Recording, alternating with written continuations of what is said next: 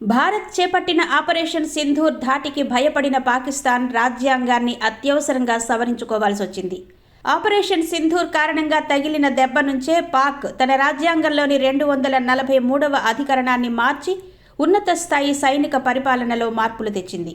ఈ రాజ్యాంగ సవరణ ద్వారా పాకిస్తాన్ తన త్రివిధ దళాల ఉమ్మడి కమిటీ చైర్మన్ పదవిని రద్దు చేసి దాని స్థానంలో Pak chief of defence forces అనే కొత్త పదవిని సృష్టించినట్టు భారత త్రిదళాధిపతి జనరల్ అనిల్ చౌహాన్ వెల్లడించారు.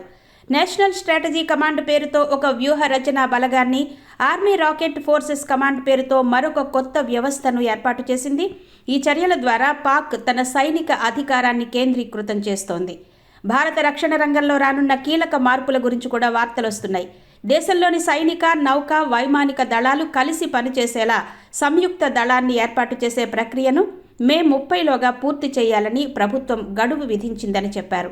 అయితే ప్రభుత్వం నిర్ణయించిన ఆ గడువు కంటే ముందే భారత్లో ఈ సంయుక్త దళాల వ్యవస్థను ప్రారంభిస్తామని జనరల్ అనిల్ చౌహాన్ ధీమా వ్యక్తం చేశారు.